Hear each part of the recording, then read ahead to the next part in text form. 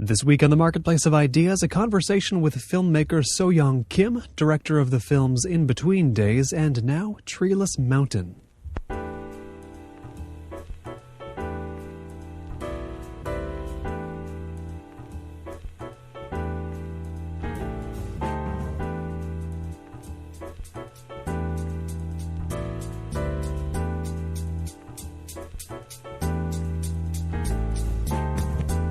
It's the Marketplace of Ideas. I'm Colin Marshall. So Yong Kim is the director of two of my personal favorite films of the past 3 years, In Between Days and Treeless Mountain, a tale of two young sisters from Seoul thrust into unfamiliarity in the city and the country, which is now available on DVD. So welcome to the program.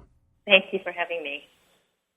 Because the film has its to an American foreign setting, I talk to a lot of Americans about it who have watched the movie, and they do get caught up in the fact that it is in Seoul and is in Honghae, and they talk a lot about just the foreignness of certain elements of it. Now, how much did you want to make a story rooted in its geographic location, rooted in its place, and how much did you want to make one in themes that are more universal, childhood, sisterhood, those sorts of themes?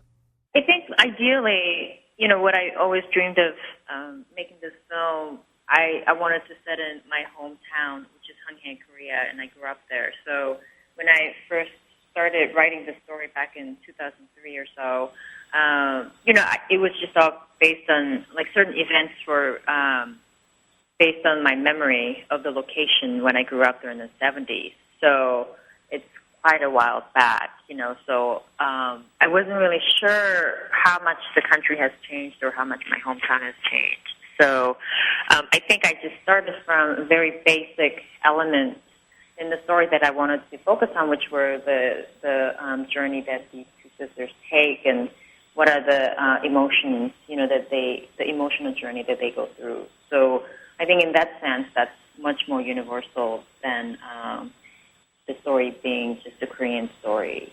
I want to get an idea of, specifically, I believe I've read in a previous interview with you that the seed of this story that became Treeless Mountain was actually something you wrote in a creative writing class. Now, how much did you start off with? What was the very beginning of just the idea of the story itself before even combining it with details of your memory of Honghae?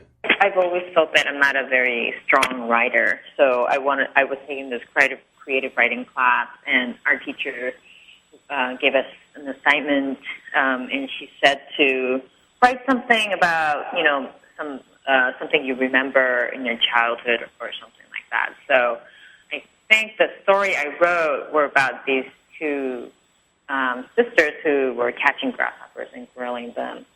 They weren't selling them in that short story, but they were just grilling them, and they were tasting it and how they ate the grasshoppers and stuff. So those details were in that story. Yeah, and then that was Treeless Mountain, and I drew this little picture in a sketchbook, and I wrote Treeless Mountain back then, and that's what the title of the film stayed as that, to the very end. The Treeless Mountain was then an image you had more than anything. Yeah, it was a very quick drawing that I did in my sketchbook of this hill and these two stick figures, and they were holding a little branch, and I wrote next to it, Treeless Mountain.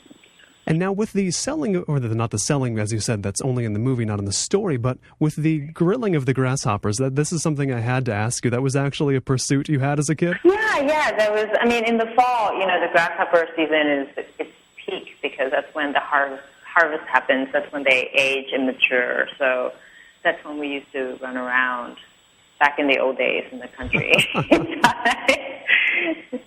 It was a sport kind of thing. Yeah. Is that a common thing there? Just because the grasshopper eating is something that I find viewers get so hung up on it. It interests me, but I do wonder, were they good?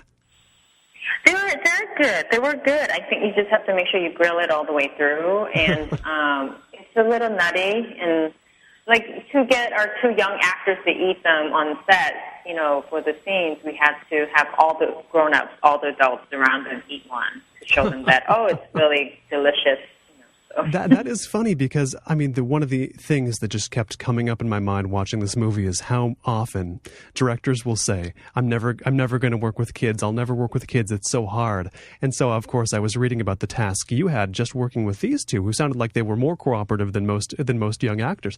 And then you actually have to get them to eat bugs. I forgot about that. That's right. Had to be harder than anything.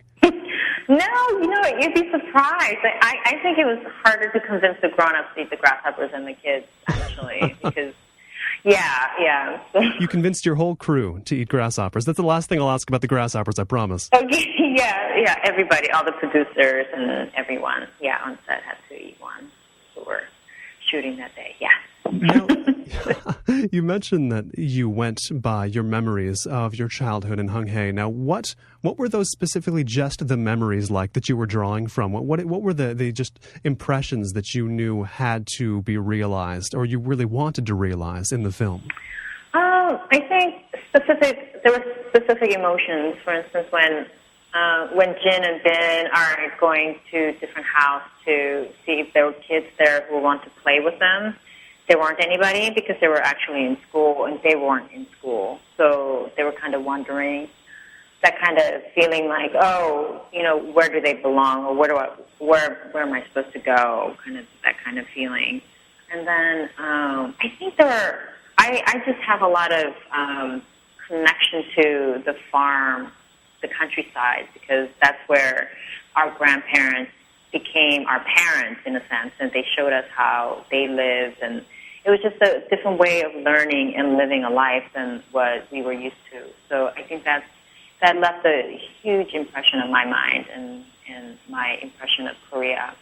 How much does the actual arc of Bin and Jin's story, where they do go from the city and are unexpectedly put into the setting with their grandparents? Now, you mentioned that they ended up with their grandparents and you were also with yours, at least for a time. Now, what sort of alignment is there between their story and yours? There's points of congruence, I can tell, but is it how rooted is it in your actual experience? What I tried to do is, when I first started writing the story, I just remember specific events in my childhood, and then I tried to capture certain emotions. Because we lived with our aunts for quite a long time, different aunts and different family members for a long time, and then we lived with our grandparents for quite a while. So it's not exactly the same, and we knew kind of what was going on a little bit in bits and pieces. But I think overall, certain emotions that I had that I remembered, I tried to convey through Jin and Bin are there. So emotionally for me, it's kind of, I try to stay true to having a point of view of these kids. I think that's what I try to capture in this film. And then, I have to say, the film didn't really become this reality for me until we cast the two leads in the film. And they have put so much of their own personality and soul into these characters and their story. I feel so fortunate that I was able to find them and work with them. And the film could not be what it is without their contribution and their texture and their characters. I want to get an idea of this process of the film becoming a reality, since you say it didn't become fully one to you until it was actually cast. Now, you had these elements. You had your childhood memories. You had the story. What steps did you have to take to bring this to fruition? I mean, you had these disparate parts that seemed promising then at the time, I would imagine, but what did you have to do to bring them together? For this story particularly, I had to remove a lot of my personal connection to the story, So I started from my own memory, but through the process of writing and through the casting, I had to make sure that my personal self is out of the story completely, if that makes sense. Yes, but yes. yeah, it was because I think if I became too attached to who these girls are and tried to emulate who they are to what my memory is of my experience, then it becomes contradictory, or I'm in the way of the film, So I had to make sure by the time that we shoot that I'm completely out of the way because they have a life of their own. And when we started shooting, it really felt like that they were Jin and Bin, and they had their own life story to tell. So I just had to make sure that I was aware and had the camera at the right place. Now, how much accommodation did the story have to make for the fact that, of course, these two little girls were their own people, and that was becoming what the characters were? How much did what you had written and what you had planned have to change to make the best use of who they were? There are different ways of working, with the script, but for me, the script is only a blueprint, and what I did was I would start off as I used the script as a reference, so I would feed them a line from the script, but if they take it in different directions, or when they show up on the set in the morning, if they're in completely different mood than what I need to do on the schedule of the scene, then I would arrange everything so that it captures what they are feeling. So everything has to be fluid and interchangeable in a way, but also I wasn't, 100% married to the exact dialogue in my script at all. So I was willing to take that out completely if they had better things that they wanted to say. So it was, yeah. What's the difference in the amount of improvisation that had to be done, as you've just described, between Treeless Mountain and your previous feature, In Between Days? It's hard to say it was an improvisation. In one hand, I have to say it's completely improvised, but on the other hand, I have to say it was 100% controlled, because I had to sit right next to the children and say this line, okay, look at your sister, okay, pick on your dress, so I had to prompt them as much as I can to see if they're going in a certain direction, and then if they're going in a direction that I need for the scene, then I let them go as far as they can take it and then pull them back. I would have to say, it had to be completely controlled environment for the young children. But for the older kids and In Between Days, because they are in their 20s, 19 and 20, they were a little bit more, if I prompt them one dialogue, they knew which way that I was pushing them. They could sense it already because, they are very in tune to what's going on. So they were a little bit more aware and, sensitive to, what the story was for the film. So, yeah, it was a different way of working. I don't know if I'm answering your question or if I'm just rambling. No, it does make sense. It is an interesting contrast. And I've also read that during the production of the film, you were actually speaking to Bin and Jin the whole if I'll call them by their characters' names, the whole time the whole time things were being shot, just kind of not necessarily guiding them 100%, but were you talking the whole time while when we're watching footage in the film? Is your voice there but being erased in editing the whole time, or what is going on there?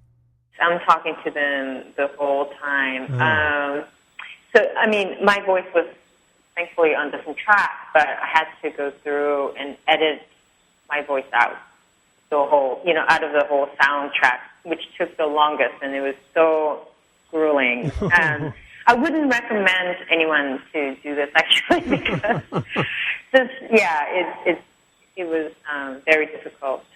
But then when you had everything shot with your voice on there, in a way you have no choice. So it's a nice thing about filmmaking when you've got these decisions made. The grueling work just has to be done. You can't exactly back down, right?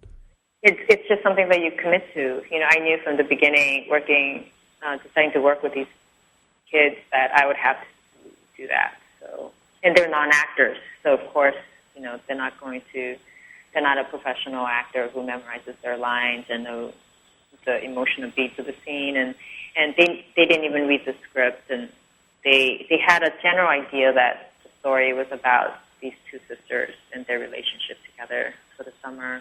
It sounded like you've actually, it's clear from the product that you've gotten something from these two girls performance-wise that you probably couldn't have gotten, I'll argue, from trained child actors of that age. Now, I'll just assert that, but do you think that's true? It seems to me that is the case, but do you find that you would not have gotten performances as effective with your standard child actors or whatever you would find in Korea?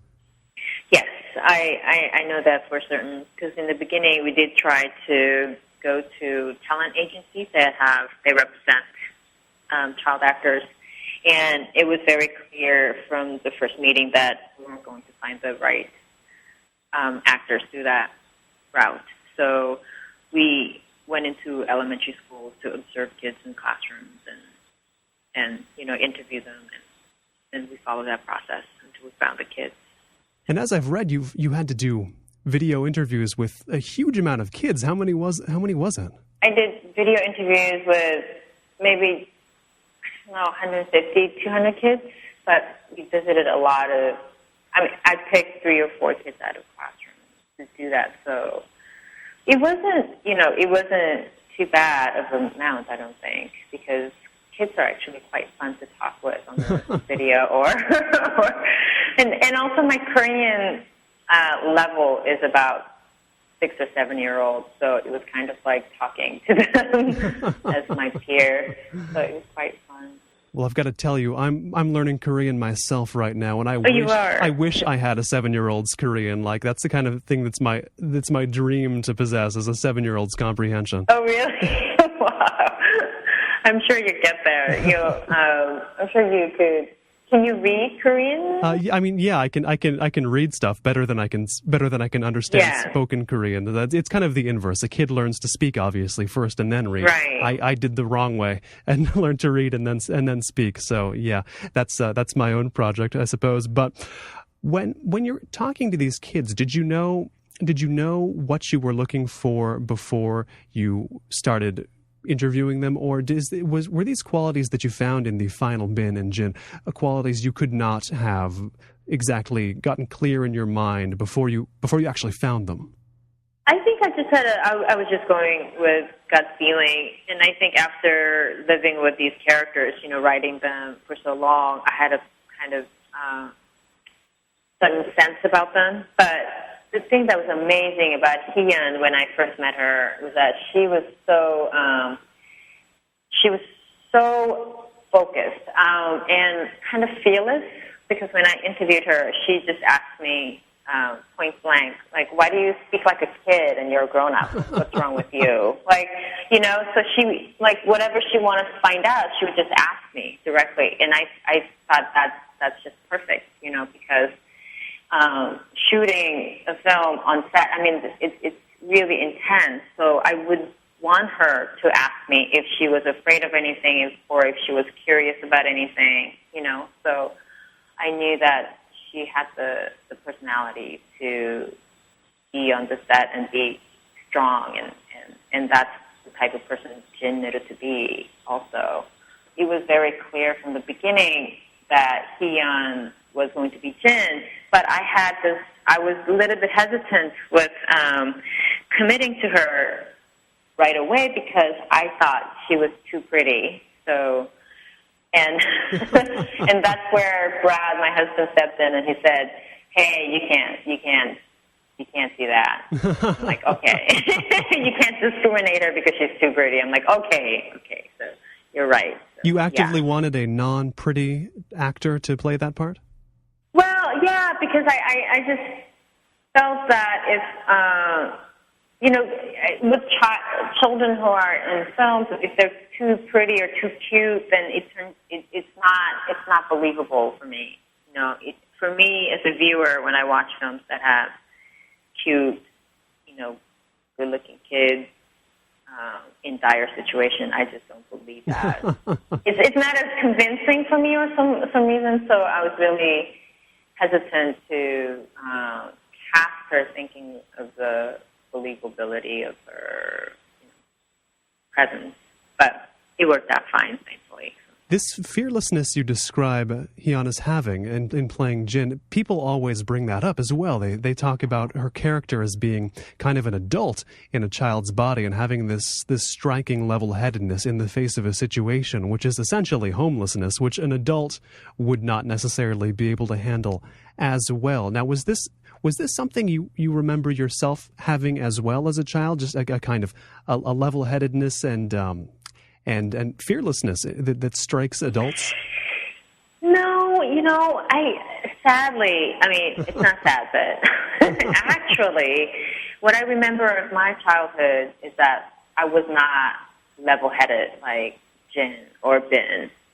And in my childhood, actually, I remember crying a lot and being like a little basket case. So I wish my childhood was as dignified and strong in character as Jin and Bin, but it wasn't. So for me, like, I think writing the story and having it, be a fictionalized version of my childhood makes me understand a little bit of myself a little bit more through their experience, because I see them and I kind of wish that I could have been like them, but I wasn't.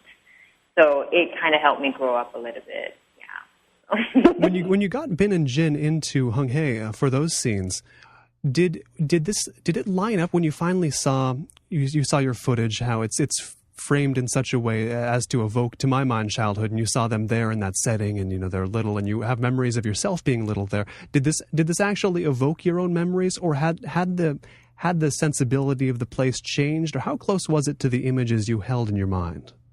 Hung Hae is pretty much the same as back in the 70s.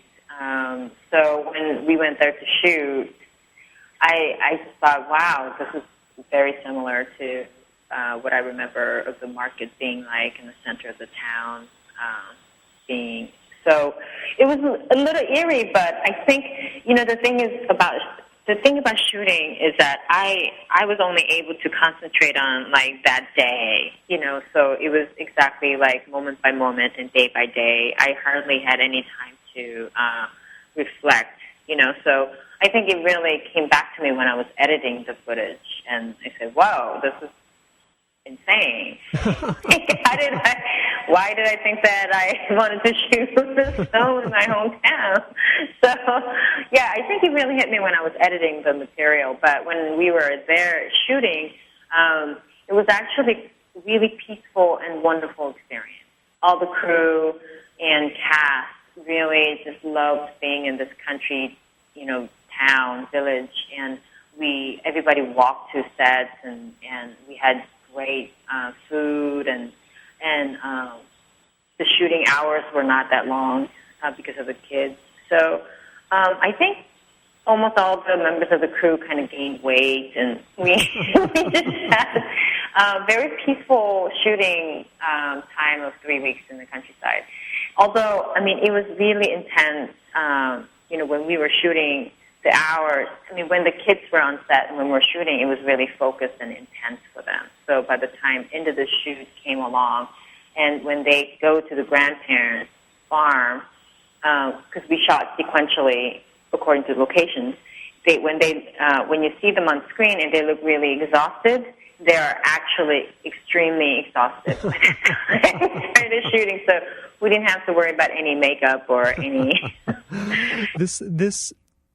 The fact that when they, for example, when the kids are exhausted on screen, they're actually exhausted in life, that would make anybody think of documentary filmmaking, because it's capturing what's actually there. And documentary style is a word I've often seen brought up in association with your two feature films so far. Right. And I want to know how documentary-like do you think of your own films as being? I think I've read you say that you would like to make documentaries, but you don't consider yourself suited to them, or what's the story? Yeah, because I tried to make a documentary film in Iceland when we used to live there, but I just felt like an intruder on people's lives, or in their lives, and it was really frustrating for me to document somebody who's a real person and capture their real life on the screen for my sake, and I couldn't help but try to manipulate them in some way. So I found it really, really difficult. So I realized that that's not something that I want to do. It's not something I'm good at.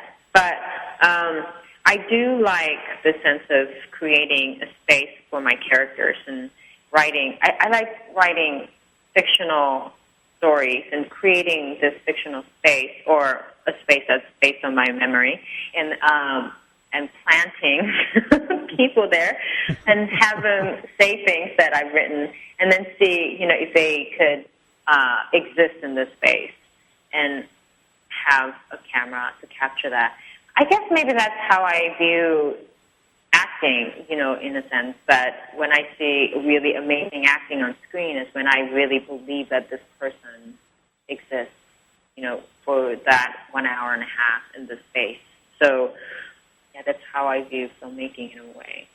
The concept of creating a space, and this is something that I do find extremely interesting because I don't always hear filmmakers talk in those terms, in terms of making a space. Often it'll be more like they're creating a piece of furniture or something that they make in a more linear fashion, and they know how it's going to be. Then they're going through a sequence of steps that they've predefined. It's not necessarily about space creation. How do you think that way that you think about it affects the experience of the viewer and just the look and feel, the what they call the music of the film as it comes out? I don't know. When I was in Chicago Art Institute, I studied performance art and installation art.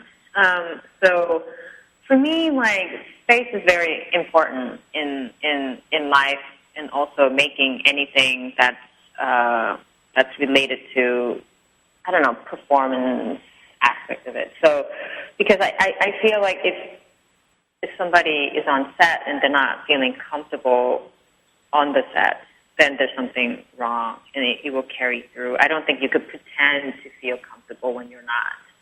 I think that's really important particularly in films that I like to do, which have a lot of close-ups and as well as, some landscape shots, but a lot of close-ups. And I think it will become apparent if the person who's acting in my film is not comfortable in the space that's been created. So, yeah, for me, that's number one priority. And, I think, the movement of the actor or movement of the character in space is very important. It communicates far more than what the person says. And I think that also comes from my just the way I was kind of brought up when I came to the States when I was 11 or 12. I didn't understand the language, so what I understood was people's expressions and body language and how they moved. And so I think it's just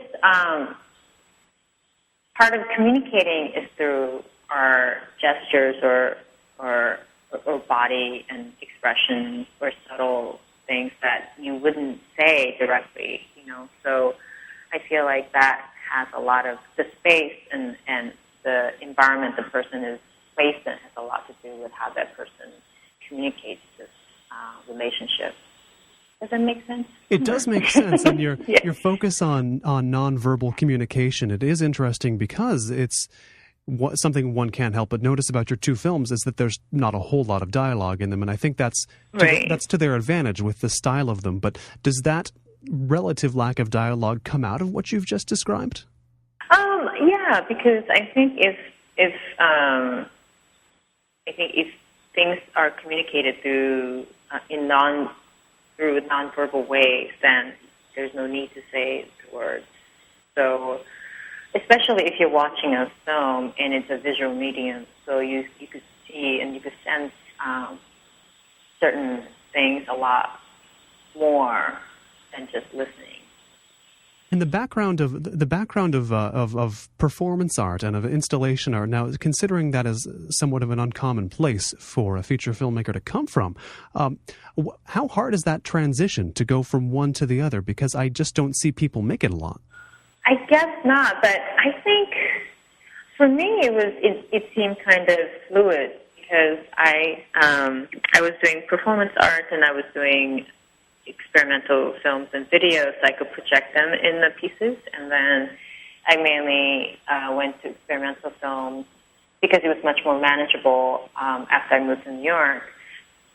Yeah, and then I started to make mainly experimental videos, and then my husband was shooting his film in Iceland, and I worked on that film. It was just Brad and myself and a DP.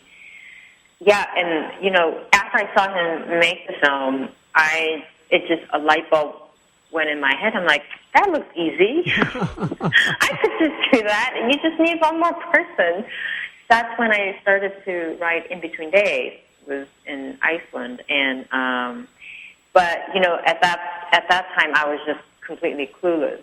So I thought I could do it, and the most difficult aspect of it for me was actually writing the script, because I do find that my weakest point is writing scripts, or writing per se. And then, after I made In Between Days, I wanted to do Treeless, although I think Treeless was something that I wanted to do for a very long time.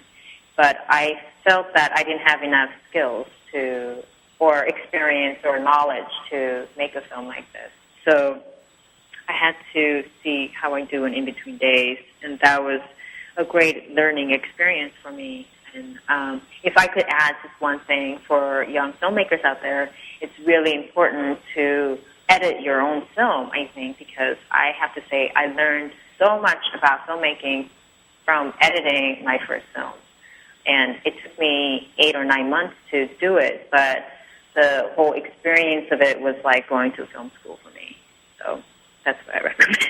I want to get a little more idea about the approach to filmmaking, because the jumping straight into it is not something filmmakers are often willing to do. Even experienced filmmakers, they often are hesitant to take on a new project. But with when you say first that you went into In Between Days with the idea that writing was your weak point. Now I think about the film, and it doesn't seem like it's a film that was crafted so much in the screenplay stage. So much of the film to me seems to be in the actual shots, in the cuts, in the look and feel of it. So is it really a disadvantage for the kind of films you make to not feel like you write that well? Oh yeah, I think that's critical, because from what I remember of shooting In Between Days and Treeless is that whenever I was having a moment of doubt on set or a scene, I would go back to my script, as a reference, and I would have to go back, because it's inevitable when you're shooting and when you're under the gun. There are times when you feel like, oh, what do I do now? And in those moments, I would go back to my script and I would, check and see what I wrote. And I think it's really critical that your script is at the best stage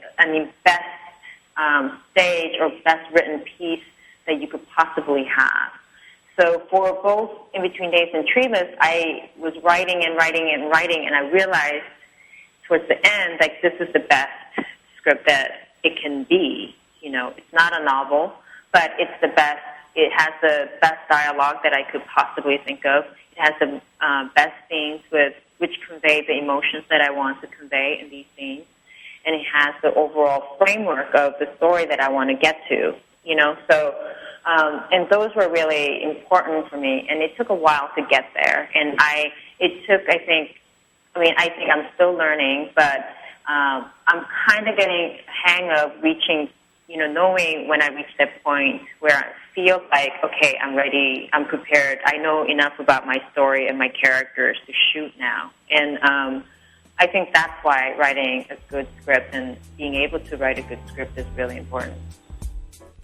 If you've just tuned in, this is the Marketplace of Ideas. I'm Colin Marshall. You can hear this interview again or any of the program's other interviews at colinmarshallradio.com. My guest is filmmaker So Yong Kim, director of In Between Days and Treeless Mountain. And how much of that is, as you've said, knowing the characters? Is it mostly a function of getting to know the characters really well so you can know what essentially to do when you're out there directing them, or is it kind of an all-around thing? You want to know the story, of course. I mean, you want to know what the points you have to hit as far as where you need the characters to be, but how much is specifically getting a really good idea of who the characters are just as people? Right. I think one of the main things that you get to learn from writing and rewriting and really fine-tuning your script is getting to know your characters extremely well, like their backstory. Why do they behave this certain way? Why are they taking this action and not this other action? And what is their emotional, journey? So, yeah, on the one hand, it's about knowing every single detail about your characters. But on the other hand, it's about knowing where your story can go. You know, for me, like, for instance, the ending of Treeless was not written in my script that way. The script actually finishes when the two girls give the piggy bank to their grandmother. But when I was shooting, it felt like the story it cannot end there. So I wanted to shoot more. And when I was putting the film together, I found a new ending. And I think that came from understanding where my story was. And because I think there were so many things that were happening from my two actresses who put so much of their own characters into the film, it was not satisfying for me to have the ending be the piggy bank giving to grandmother. And I felt like I had to look for a new ending. Because I had a feeling, I had a good blueprint of the story, I could take it in a different direction and feel confident. I don't know if that makes sense. It does. Now, when you were first starting getting into filmmaking and going in just feet first or head first, however you want to say it, without too much experience, is that something, crafting and ending on the fly, is that something you knew you could do in filmmaking before you started making films? No, but I felt like, why not? Why can't you? If you're... I think that's one of the reasons why filmmakers would want to be independent filmmakers, so that you can have the option to do that. Because if you're writing your own material and you are directing your own material, I think you have to be open to that, because you never know when you're shooting what might happen. That's more fantastic than what you've written, So I think that's the part of the excitement for me in making films. What other lessons did you take from the as you've called it, going in clueless at the beginning of In Between Days, and learning from that? What did you mainly take to the filming of Treeless? So what were the most important things that came from just the trial and error that you were able to bring to this one from the beginning? I learned how to be patient on the set, and learned a little bit more about working with people, and learning how to listen a little bit more, and just trying to, because I'm not very verbally communicative on the set, so I had to really be aware of that. And I think that's something I need to improve even more in my next film. Just communicate how to work, how I would like to work with the cast and the crew a little bit more. Not the cast, but the crew particularly. And I think in directing, working with actors or non-actors, I feel like every single person is different. But I think the most important skill for me to keep improving upon is how to listen, and particularly try to be open-minded on set, because I think you get into a mode of, I have to get this scene done and then move on to the next scene, and because there's such it's a rigorous schedule, and you could get kind of wrapped up in that. But I think the most rewarding experience I've had so far has been the moments when I'm open and listening to other people, and really trying to let myself kind of be open to accidents. So that's what I'm trying to do. How important is it to you to keep the crew small? Oh, it's very important to me. I think it's because I'm from, kind of do-it-yourself fine arts background, because when we were in school and when we were making these performances, everyone just made their own costumes, their own sets. They did their own music. They did their own, experimental films. So I feel like if the crew is small and every single person on the crew feel like they're involved and creatively, challenged on the set, then I think the film is better for it.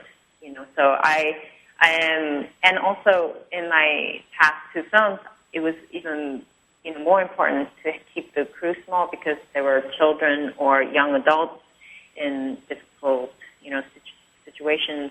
And, smaller crew made us work faster and it was really easy to mobilize the group. So, yeah, I think it's just really important for me to keep the crew small and involved. Now, how do you go about along a career keeping the crew small? Because I talk to some filmmakers who say the same. They like to work with their small crew of people that they know well, people they know how to challenge, but then they also say, I don't know how I'm going to do it because, it always happens to directors. Projects get bigger and bigger. Do you plan to keep the scale you work on the same scale we've seen on Treeless and smaller still in between days? Or do you have an idea that you can maybe make larger scale movies but use still a small crew?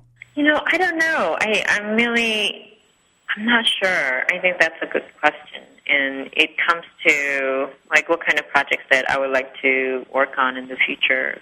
I think the size of the crew really depends on type of the film that I'll be making or I want to make. So I think I do want to make a bigger type of film just to experience, just to have a contrast. I like to, I think every filmmaker would like to be challenged with each film that they make. So I think if one of the challenges I want to take on is working with, a large crew, then sure. But then does it mean that the film is going to be any good? I don't know. But, it's the size of the crew, I think it matters the most with the type of the film that I'm making, to be honest. Although, ideally, I would like to keep the crew very small for my sanity. But at the same time, I know friends who have worked with large crew, and because they have really excellent producers and line producers and support group, that they are able to manage that somehow, and still be very, still come off of the experience with a positive memories. So I don't know. I'm open to it. I'm not saying I'm not going to work with big crews or on larger productions, but ideally, even if it's a large, big budget movie, if I could keep the crew smaller, it'd be great. Given what you've said about openness to accident, I would imagine you would never be able to stand working in a setting, though, where you have to notify 10 different unions if you want to move the camera 2 inches to the side, right? Oh, that would be a nightmare for me. I think one of the things that I've learned is I don't think I could be patient enough for that, even though I'm patient enough to work with 5-year-olds. But, I don't know. I can't imagine that right now. It's two different kinds of patience, certainly. Yeah. Now, with the actual influences that you look to for this movie, I've heard you mention two of my favorite filmmakers, Hirokazu Koreeda and Yasujiro Ozu. What did you look to in their work? I love Nobody Knows by Koreeda and Barbarossa, and I love all his films except I haven't seen a couple of them, but Ozu's film Ohio is a good reference for me, and also the silent film I Was Born by ... by Ozu is a wonderful film. I just think that when I was preparing to shoot Treeless, or when I just finished the script for it, I really felt like, how can I make this film?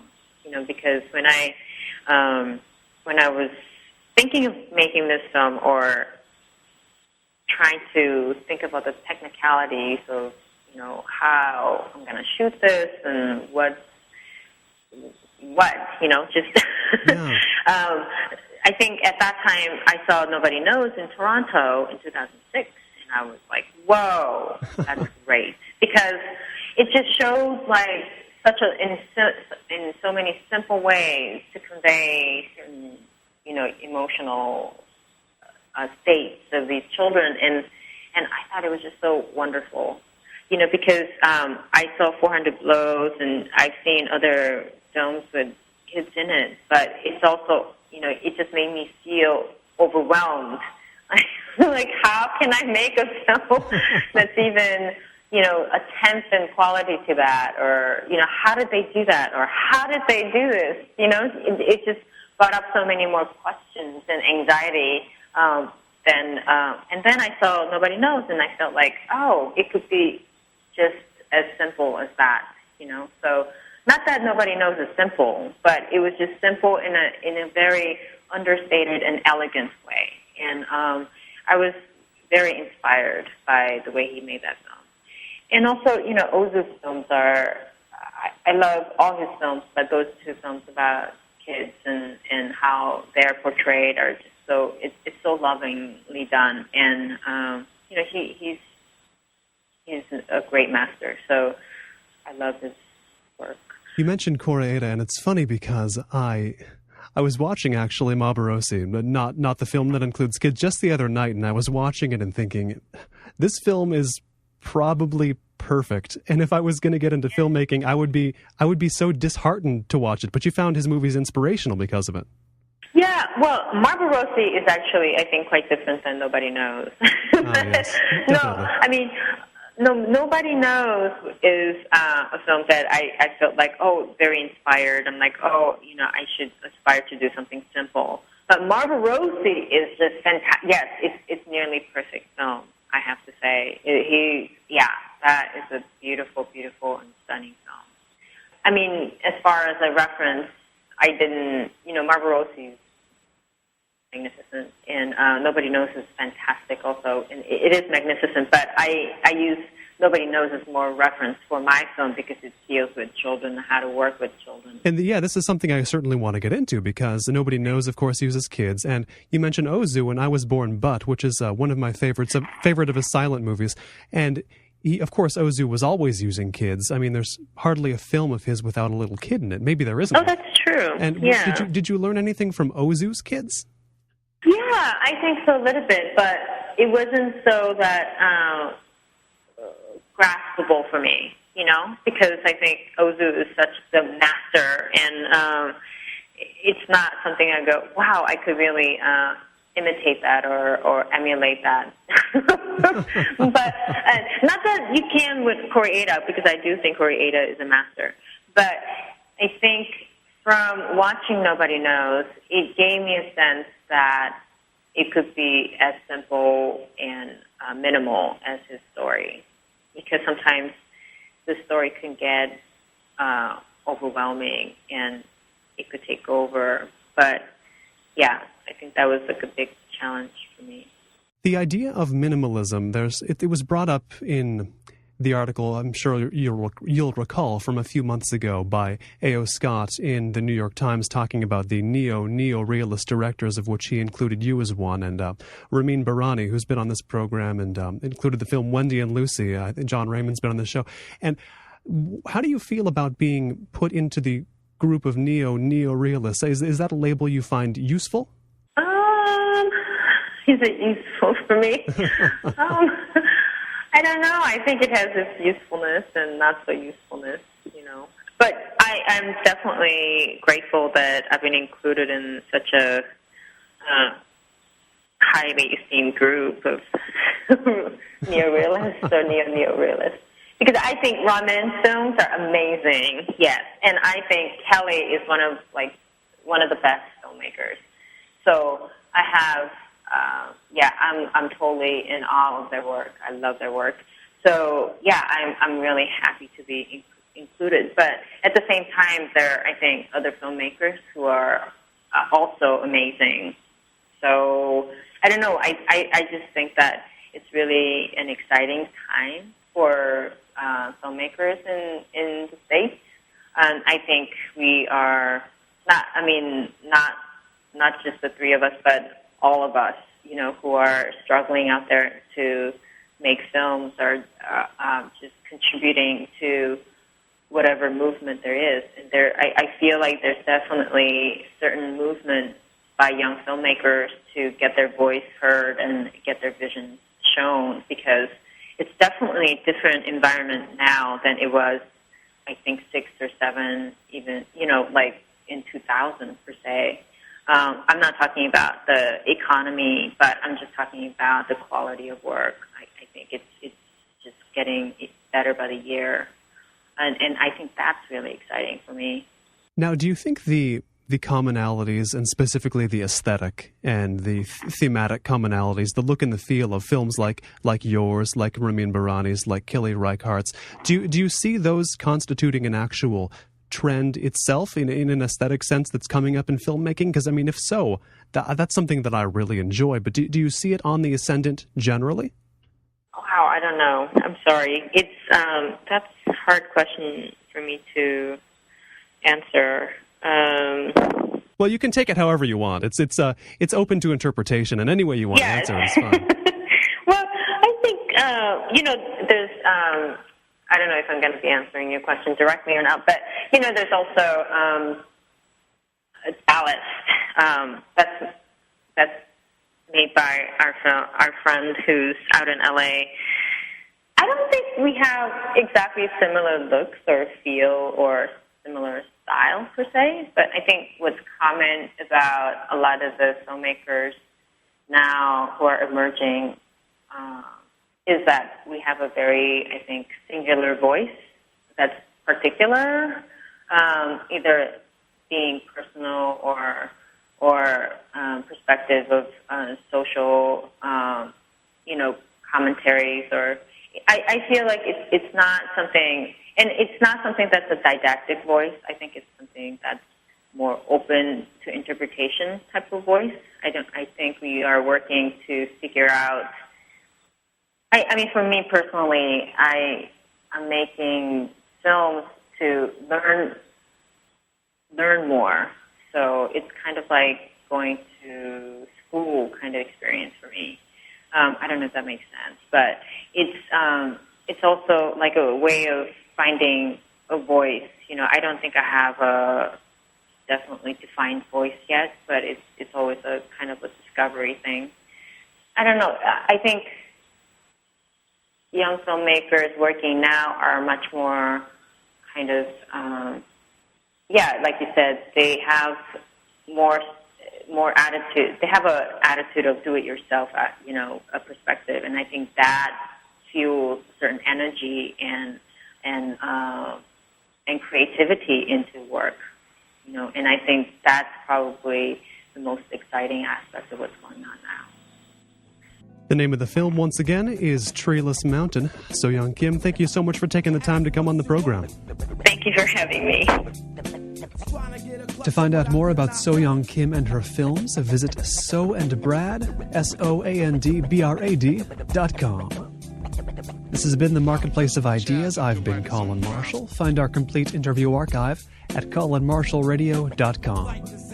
Our theme music producer is Ben Althouse. You can visit him at benalthouse.com. And if you have any feedback, positive, negative, anywhere in between, send that on to Colin at colinmarshallradio.com.